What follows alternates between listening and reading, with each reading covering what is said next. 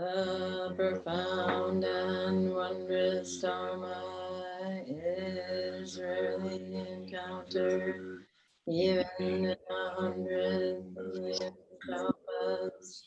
Having it to hear, accept, and maintain. May I taste the truth of the Tathagata's words. Good morning.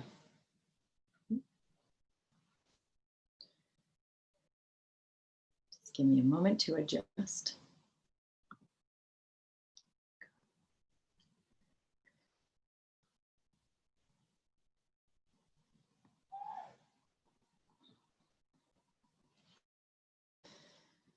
Good morning. How are you all doing? How is everyone in this wild and relentless time? Because we're broadcasting from here, I can only see one person, and then I'm just scrolling to see you all for a minute. It's good to see your faces and your names. I think I recognize everyone, but just in case I don't, my name is Sarah Dojin. I use the pronouns she and her. And this is our Sunday morning Stone Creek Dharma Talk. And I am grateful that together and be in Sangha, the support of that. And to begin, I'd like to start with a meditation, actually. And if it works for you, of it what you will. What I'd like to ask us to do, because I think this has become my habit now on Zoom, is to just come into our physical bodies, and if it helps to disconnect from the visual field, you can close your eyes, just to really make sure that we're locating ourselves in our physical human form. And just take a few breaths and see who's there and what's there and how is it there in our body. What's alive for us there. We can kind of, the earth element is, in Buddhism, there's a teaching that the earth element is one of the elements that comprises our body, along with wind and fire and water. So we can feel that earth, like we can touch the actual earth element in our own body, which is our solidity and our the weight of our body, the stability of our body, the components of the earth that we feel in our own being. Gravity, strength, uprightness, and stability. And for a few breaths, let's just exist.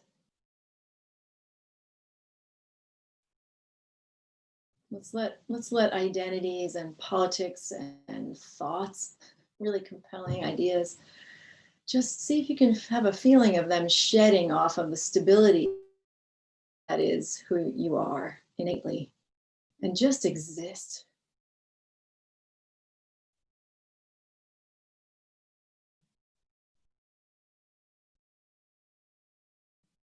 And if you can, if this is a feeling you can generate right now, I recommend that you weave this into your days, just appreciating your own existence. And from this place, we can feel into the gift of our human life and our consciousness. We can actually experience, as we sit here, that we have this tremendous, in the universe, we are these tremendously unique, we're beings, but we're actually this tremendously unique events of consciousness and material coming together. Feel the preciousness and the tremendousness of that opportunity. In our tradition, we venerate the human condition because all the conditions for awakening are within us. We have both the capacity to feel pain, mainly, and discomfort and other things. And we have the capacity to reflect on them and know that we're feeling them. And these are the essential ingredients for awakening. So we can just find the sweetness in being aware, having a consciousness, having a human body. So we may just want to rest here. But if it's available, we can also open to the reality. No matter how accustomed we are to usually holding it far off, we can open to the reality that our life and our body is fleeting. We are made of mortal stuff. It is a condition of our preciousness, actually, that we are impermanent, that we will die, and that the time that we have to be in this state of awareness and consciousness matched with material reality is precious because it will not last. And see if we can feel into the truth. And we may just want to abide here.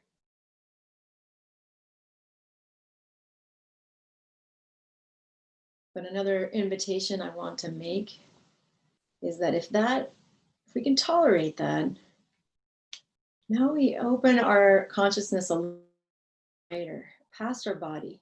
We lift off a little bit from our embodied consciousness and have something that's more like a sky consciousness, vast.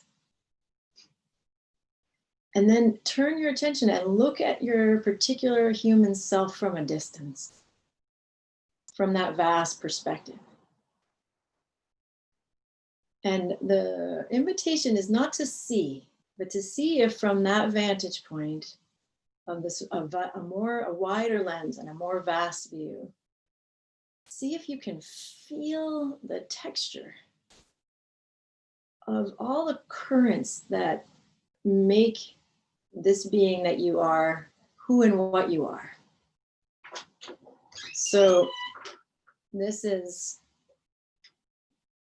the particulars we're born into in our physical form, our families, social influences, cultural influences, religious influences, media, exposure, books we've read, thoughts we've had.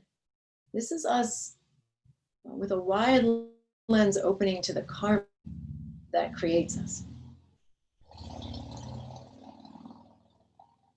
See if you can have a feeling for that, the vastness of those currents themselves, known and unknown. You don't have to name them. You can just kind of feel every being is a coursing of karmic conditions.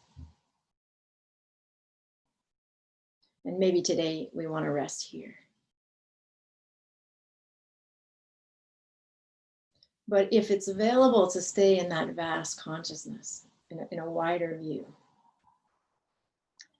see if you can add to your awareness how, because of being in a physical body, because of karmic conditions, because of impermanence, there is the discomfort of a human existence. There is suffering. We can even if we're feeling joy and ease right now, we can just feel into the discomfort of its impermanence.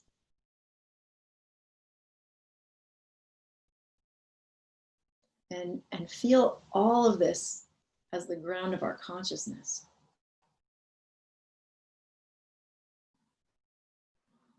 And then just for the last few moments, wherever we rested in that meditation, breathing in the discomfort, breathing in our suffering, personal, collective, global. Turn it in your heart and breathe out breathe out medicine. Let the sight of your body be a place for a few moments where the suffering of the world comes in and it turns and it is transmuted into medicine for this world.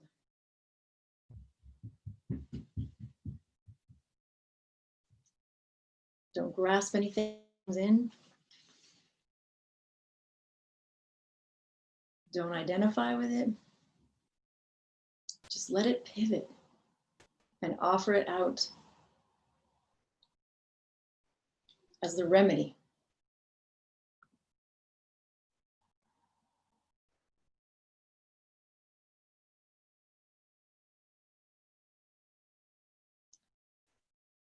Thank you for coming along with me there. You can stay where you are if you like, or you can go into a more known, I'm listening to a Dharma talk posture. I wanted to offer that meditation because for me, this is one way that we can ground in the first 2 points of the Dojin training system, the training and compassion, which are vast practices.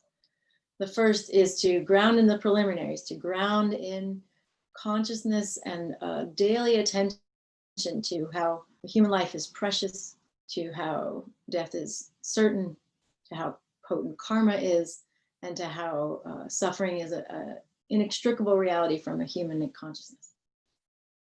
And to ground in meditation. That's the first point. The second point is to ground in balance between conventional and an absolute or ultimate reality. So to find the bodhicitta, the wisdom intention that lives in understanding that we are particular beings and we are within this vast network of our connectedness to all things. And I wanted to ground us there because I'd like to talk about point 3 today. And briefly, because Dharma talks, you're always running out of time. I just want to say, one of the things that teachers have to grapple with, how to be concise in the vastness of everything. The point 3 of the Dojin training system, which the last couple of talks I've given have been on this, and I think this is going to continue through the summer because there's one of the slow point that I won't even be able to get to today, and I want to offer maybe next time. The Dojin training system comes from the Tibetan tradition, and actually that's where it's most practiced.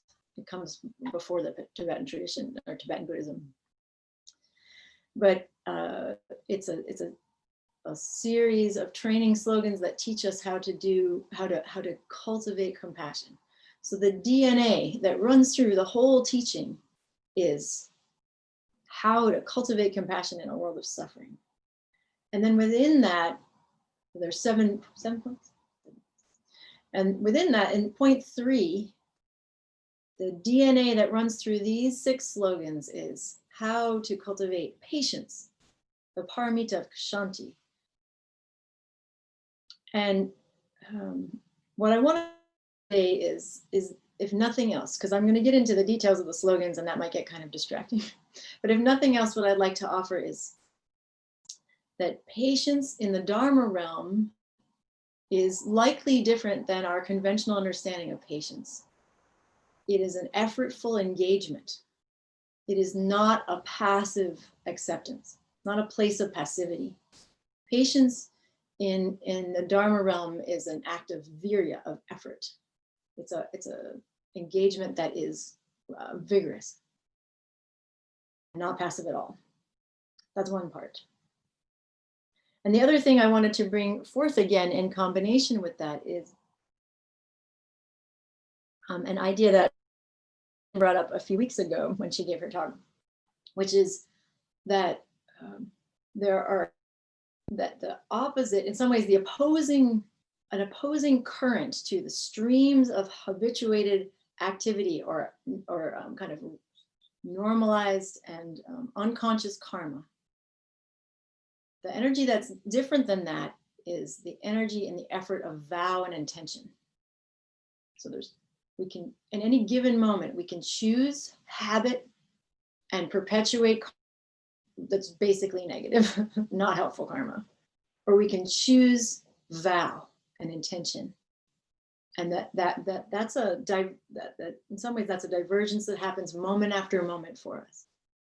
But what I want to bring is that the conditions that allow us to choose vow are that we create some spaciousness in every given moment. And that creating spaciousness is the effort of patience. Okay. So that's it. If you get nothing else, that's the system I want to offer. Right here where we are, when we work on patience, we create spaciousness, we give ourselves the opportunity to either perpetuate the negative karma that has gotten us, there's some positive karma, but overwhelmingly unconscious karma that's gotten us to where we are, or we can choose the path of vow and intention. And it doesn't mean that with our good intentions and our good vows, we won't create more negative karma. I watch myself do this all the time. It just means that we're moving in, they're different directions, and they create a different field of reality for ourselves and the world.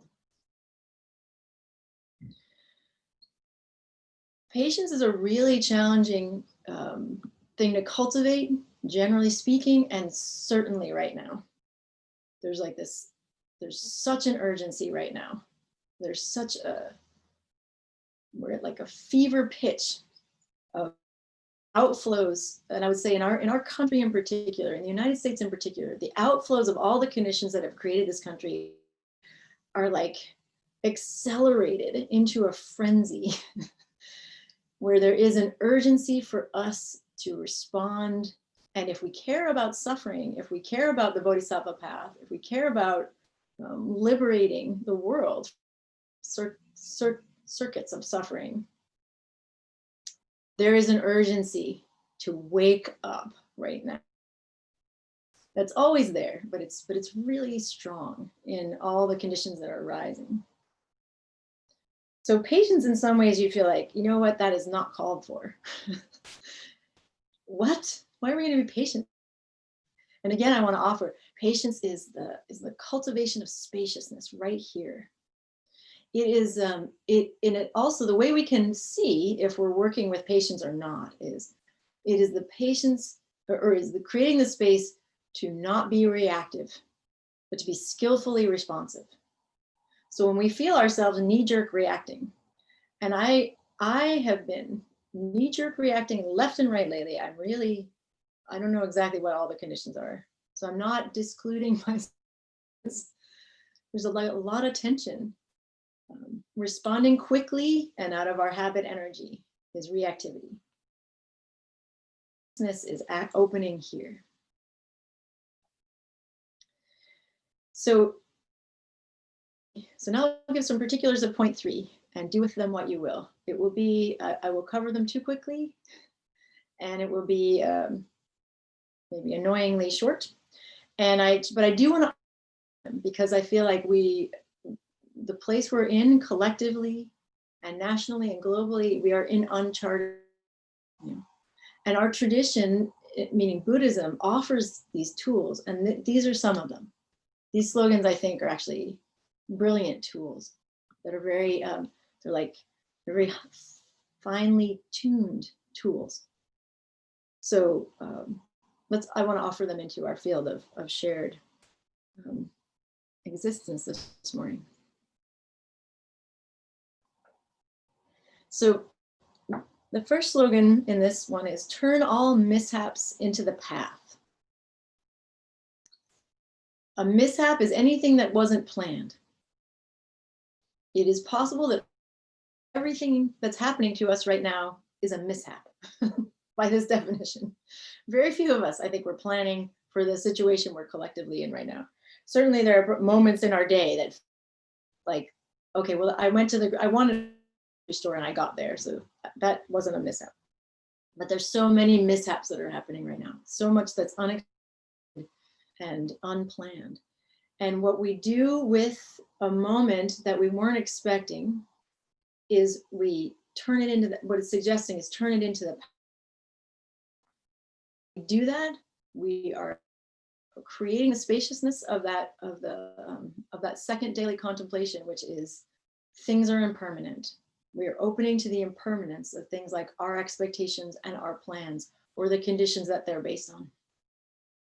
So this is a really, this is a useful and fine tool for a bodhisattva. Well, this thing wasn't what I planned. It's teaching me about reality. Thank you, Buddhas and Bodhisattvas. The second slogan in the next two slogans in this section, I find very dangerous and super problematic if people apprehend them and if they misapply them. And I want to say that, and I'm just going to probably keep repeating it because, and it's partly why I wanted us to do the grounding meditation in the beginning. So we're abiding in a field. We're abiding in the non-duality of the particular and the absolute. And now we hear these two slogans that are coming. The first one is, drive all blames into one.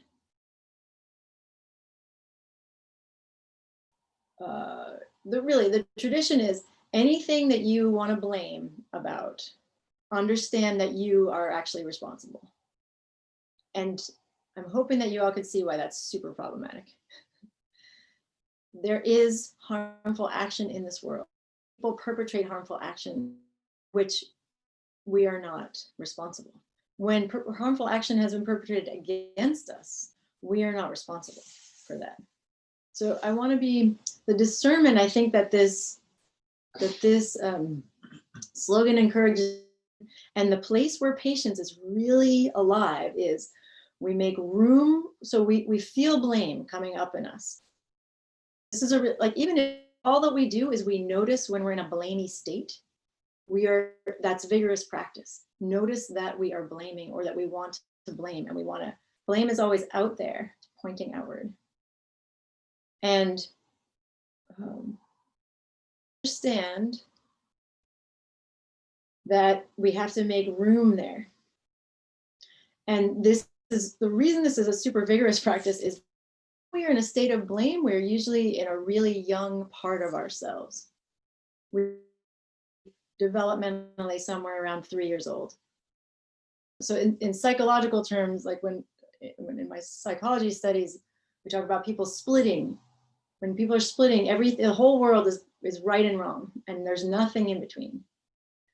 And blame is a splitting kind of where I'm right and they are wrong. And it's a hard place to bring our wisdom mind. We're usually too immature. But this slogan is saying, accompany those younger, accompany that tantruming little one with the wise one in you. And make some room and look for where does the responsibility lie? And when we're looking at instances of harm perpetrated, we are really looking for the discernment between blame and accountability. Who's accountable for what's happening? Where's this coming from? We're rooting this in our Buddhist understanding that actually believing in separate individuals is a delusion. And so this is where we get that balance of the absolute and the conventional. And still, if someone is perpetrating harm, they are responsible. That particular being is responsible. We can understand the conditions that might be made them do that, or make us do that, I should say. So we don't, as bodhisattvas, we don't accept harm being perpetrated. We don't sit back and say, well, the world, blah, blah, blah. I think that often lately I keep hearing people say something to the effect of, when people see difference, they just get fearful and hateful. And I don't believe that. And maybe someday I'll get to do some studies and validate that. When people see difference, we see difference. And we in the United States have been taught to be hateful and fearful. We are still responsible for what we do from that place. So we are accompanying blame with wisdom and we don't let it run amok. And this is any time that we're pointing out there. Watch for this, like in our Q&A. It often comes up, you know, those bad guys over there. It's not that there aren't bad guys. It's aren't that there aren't people that are perpetrating harm. Some of them willfully and nefariously. And you have to finally discern the difference between our agency within that and our capacity within that and our responsibility within the situation and someone else's. And when someone else is willfully perpetrating harm, we also need to understand that the most loving thing we can do in terms of the laws of karma is to hold them accountable, and as soon as possible. That's a whole other topic, but maybe we'll come back to. But I really want to champion that idea. Holding people accountable as close to their perpetration of harm as possible, ourselves and others, is the most loving bodhisattvic thing. It reduces the harm and it reduces the karmic outflows. So the next problematic and potentially dangerous one is be grateful to everyone. Again, when people perpetrate harm, we are not grateful to them. We do not accept their actions. We do not condone them. We do not, we're not complicit in allowing them to continue. As bodhisattvas, we interrupt harm. And we can be grateful for what we learn in the circumstances while we disagree with people's behavior and our own, or even our own behavior, while we learn from our own confused behavior. And this is the gratitude, this is the root of the gratitude in this slogan. Be grateful to everyone is we are rooting ourselves again in understanding karma. We are rooting ourselves in cause and effect. And anytime we can wake up to harm and how it's happening, we can understand, we can appreciate, wow, we're really lucky to be able to see that, to see that. And if we have a feeling like, oh, I did that myself, we should be careful. The gratitude we're feeling is that myriad conditions have arisen to support us to see how harm is being caused. We can be grateful for that support. We can be grateful for that, the liberation that's alive in that awakening. The next slogan, slogan 14, is see confusion as the bodies of Buddha. That word that's translated as confusion there can also be delusion.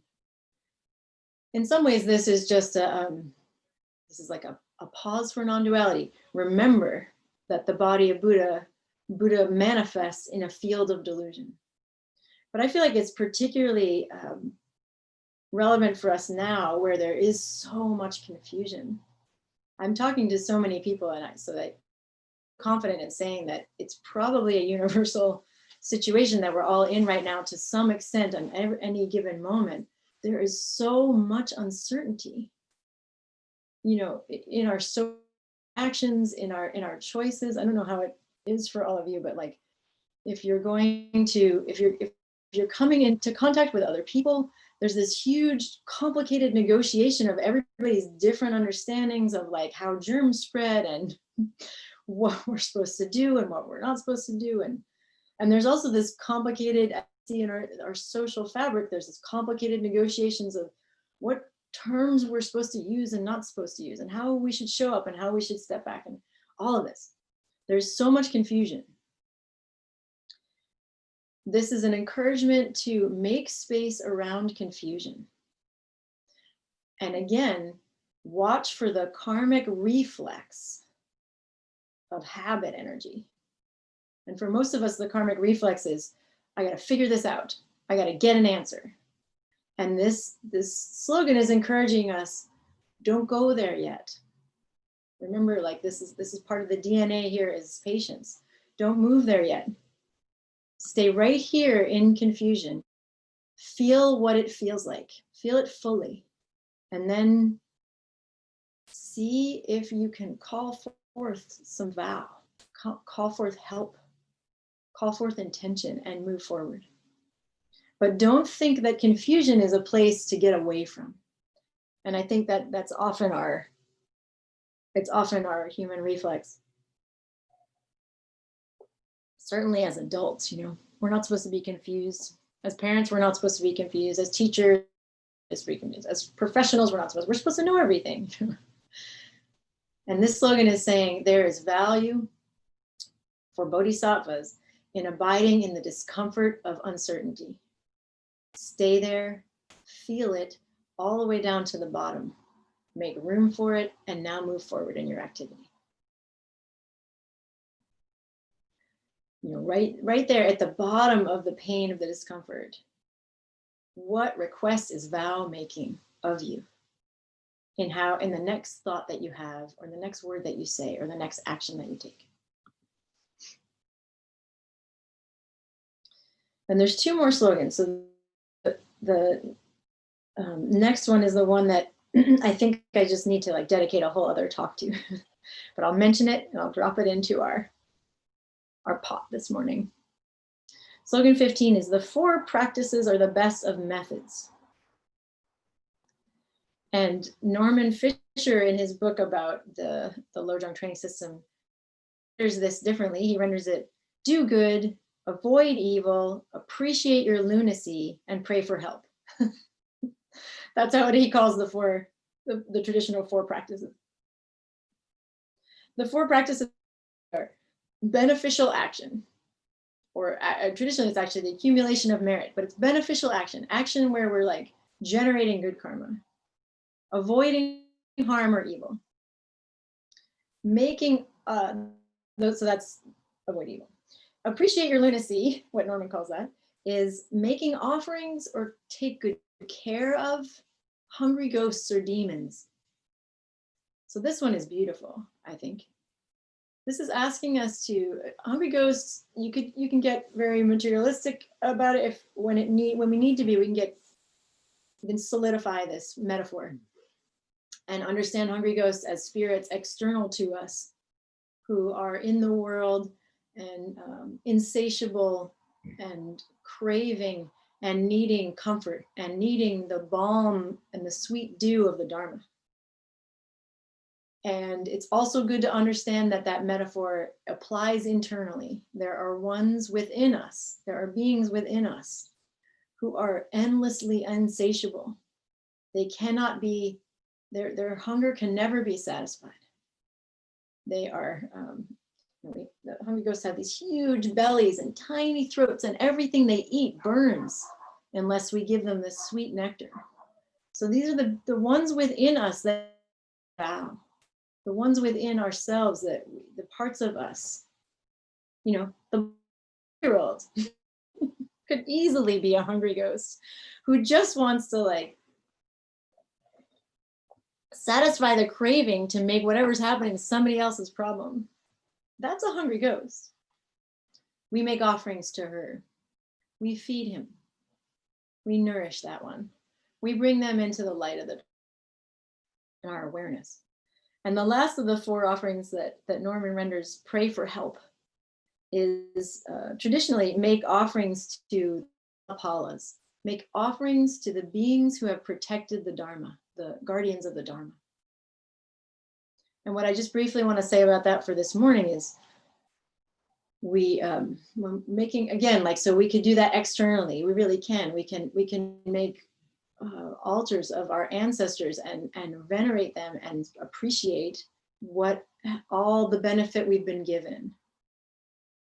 We can also understand just right in the location of what we call ourselves, that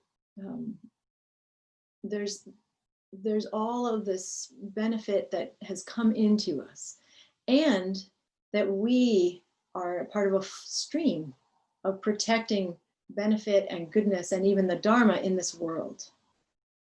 It makes me think of in our Zen tradition, where we talk about we say all Buddhas, 10 directions, past, present, and future. That's a teaching forever again to remember that we are part of a stream, a continuation of reality. We are not here for very long. We are stewarding the stream of reality. We're stewarding the benefit, any benefit. And so we offer, when we make offerings to that part of ourselves, we are attentive and accounting for how we are at the receiving a tremendous amount of benefit. And we're also accounting for how we offer that forward into the world. And again, I'd like to come back to those four in another talk. And the last one, which is really similar to the first of this section, is whatever you meet unexpectedly, join with meditation.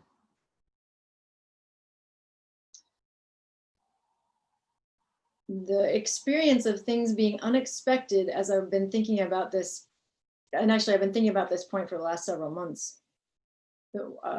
A phrase that came into my mind is that whenever we are having the experience of things being unexpected, there is loss in what's happening. We are like suffering the loss of our expectations. And we really have to understand that to meet a loss in a healthful way, we have to allow for it. And it takes energy.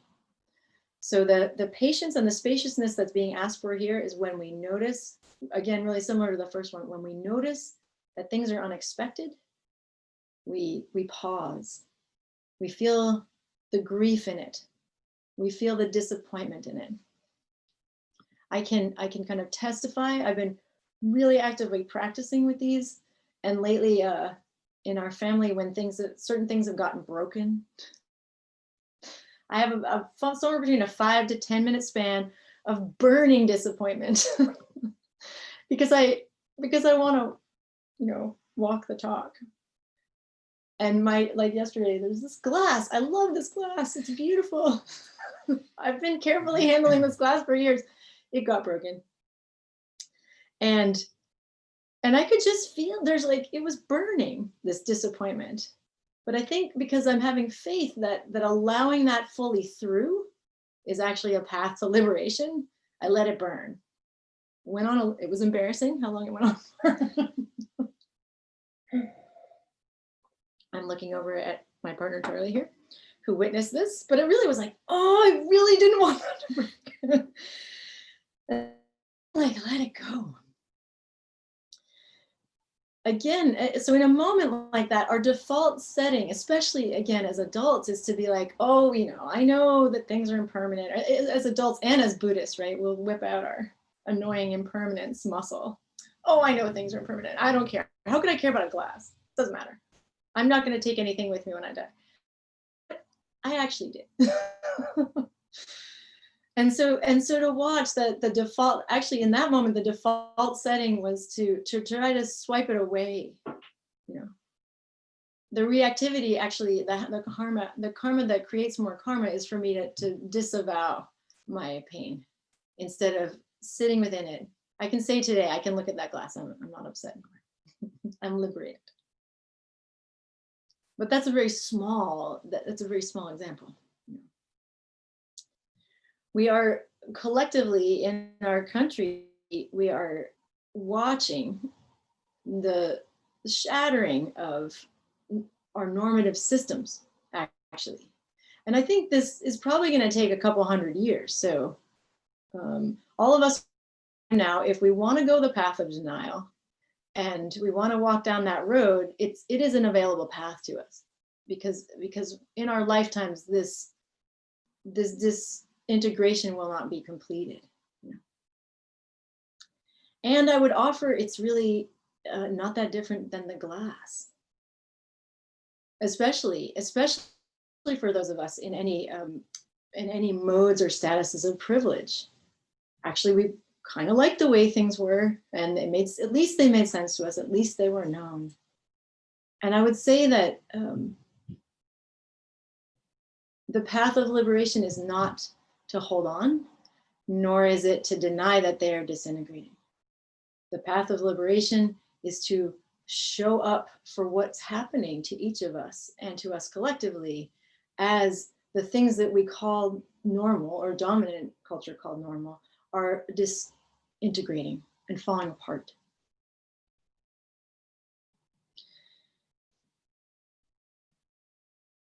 for us to live in vow, for us to make the conditions where our vows and our intentions, which is our values really, for those things to show up and guide our actions, we need to make space moment after moment. And to make space, we need to be familiar with the actions of patience. We also need to know where we are. And as I've been thinking about this really clear image came to me of an axis that is not two-dimensional, so it's three-dimensional. But there's a lateral portion of this axis where any of us are at any given moment. And the lateralness of that, and in Zen, we talk about horizontal and lateral. There's a lot of traditional teachings about that. I'm not using those. This is just an image in my mind. Where any person is at any given time, there's a lateral component in terms of our practice and in terms of Buddhist understanding of the way we exist together with all things and all beings. So there's this plane that spreads out from each of us in the present of all the functioning of all beings and all things right now. So we hold that. And then on the vertical or linear kind of sphere or plane, there is what we think of as time, what we think of as past, present, and future. And so here we are, we're always this point. We're not a point. We're like we're an intersection. One of our teachings, says, affirm this intersection. We are intersections of all of this karma, from that, all the massive movements of karma from the past, and the present, and the future that's opening in front of us. And then we're at the intersection of all the stuff that's happening laterally. And we can ground ourselves, we can locate ourselves right here. And it's breathtaking. It's like looking at the Milky Way and understanding that is the edge of our galaxy that we're seeing. It just makes you want to fall over, And that is the vastness of what each human being is, moment after moment after moment. And our practice asks us to open to that and ground ourselves in the reality, this is a precious human experience. We are just passing through. So we're stewarding this reality. It matters what we do right now. And it will be uncomfortable. If we're really attending, if we're really bringing our consciousness there, we will feel the inherent suffering of our human condition. I'm almost done. But I realized last night I had a dream and I wanted to just share it with you. In the dream, actually, there was a whole bunch of things in my dream about public and private education and access. And in my dream, I was going into a stadium of the exclusive, and I thought to myself, they're going to go, I should be let in, but actually they're supposed to be asking for identification for everybody. And there were young people there who were like, we're going to ask for identification from everybody. And I was like, yeah, young people, don't just go with your biases. So I was really up for offering my identification. And I was really proud of these young people for not being rooted in, oh, I know you're part of this. And I'm digging through my purse and I'm looking for my license. But, and while I'm doing that, there's so much stuff in my purse that I'm making categories of piles on this table. The only one thing I can remember really distinctly were these big earrings, like this big, that were triangle shaped, and they were from the 80s. So I was pulling out things to the young person. This is like the epitome of 80s, because I knew they didn't know the 80s because they were young. And I'm pulling out all this stuff. And then I'm realizing, you know what? I know my license is gone. It's not in there anymore. I know that. I've lost it. And actually, I don't even know where to get a new one. And I just offer that. to me, this is a dream about locating myself right now. I don't know, moment after moment, it's become really clear to me, like, I don't know what the right thing to do is. I don't know how to. Charlie and I were spending a lot of time developing this program to talk about, in a mixed race environment, which actually our song is too, about race. And it's like, and I don't know how to do that right, and I won't get it right. Actually, all that I know is I will not do that right.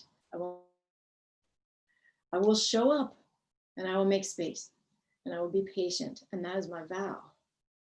But my license is gone, and the DMV is gone in my dream. Like, those don't even exist anymore. There's nowhere to get a new one.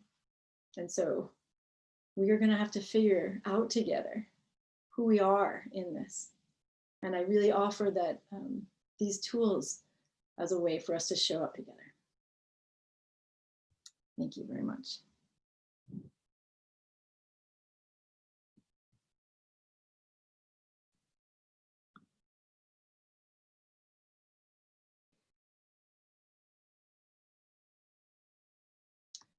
So please, if you have comments or reflections. And I do also maybe I want to offer at this juncture that we've been, one of the things I think we can do collectively as a Sangha is mix it up. If you are somebody who usually doesn't talk, and I know there are some people that they're just not going to talk in front of a group this large, and I totally, but if you're somebody who usually doesn't, or maybe never has, maybe today's a good day. Or maybe you can challenge yourself to do that. And if you're somebody who usually talks or feels comfortable and has the capacity to do that, maybe we can try stepping back and making room so that there's a variety of people coming forward. And so that we are opening to listening to voices that in the past haven't been heard. So sorry to make everyone self-conscious. Please do say something if you'd like.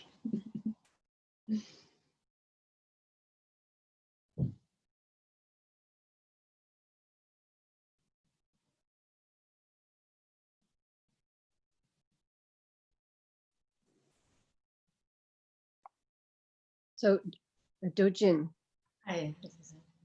I will speak.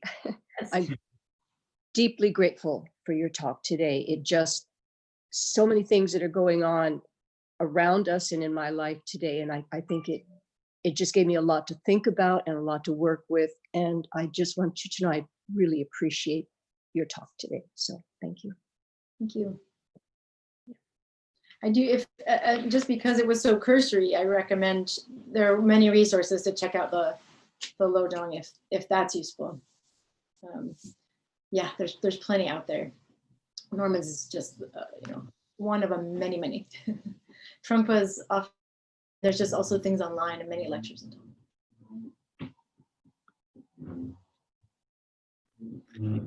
Dojin, this is Ellie. Hi. Yours was a wonderful talk, and thank you so much. I also am involved in a more of Native American spirituality, and they talk so much about it's just being in ceremony all the time, being connected with the ancestors and all that is. And but I also wanted to mention that your dream has some really poignant aspects to it, because I read this morning that that immigrants, legal immigrants who are legal, are unable to get their identification cards now, and just because I guess on some level the administration isn't turning them out. So the idea of not having identity has a resonance for me, having read that a lot of people can't do anything now because they can't get their green cards. So that's that has sort of some deeper roots that I don't know how you tuned into that, but that's there too. Thank you. Thank you, Ellie. Thanks for bringing that. Yeah, what are we going to do about that? those of us that have nationality and citizenship and privilege, and those of us that at least for now can't have that taken from us, what can we do?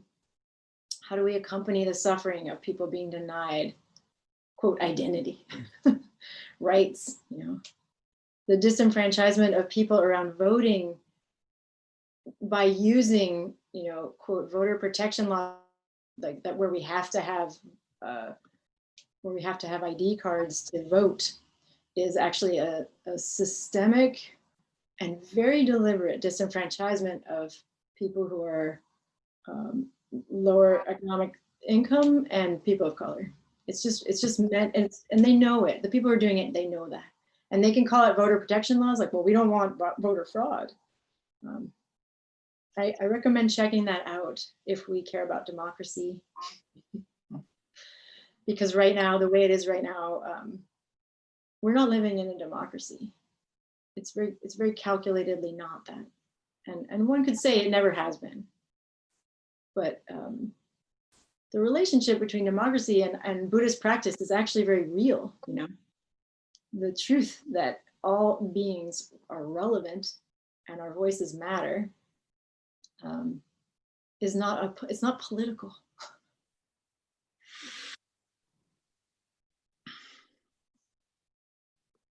Thank you for bringing our awareness around that, Ellie. Is there one more?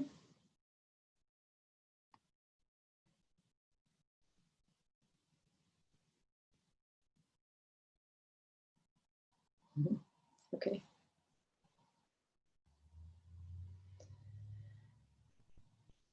And if you're comfortable talking and do have something to say, you can also reach out individually. I just want to offer that too. Or if you, and for those of us who don't process as quickly, and I would sometimes put myself in that category, if things are brought up and there are thoughts and comments or questions, please reach out later. I know I'm not overstepping to say that Jisho and Corin and I all really value our collective engagement on all these different levels. So please don't hesitate to reach out individually as well.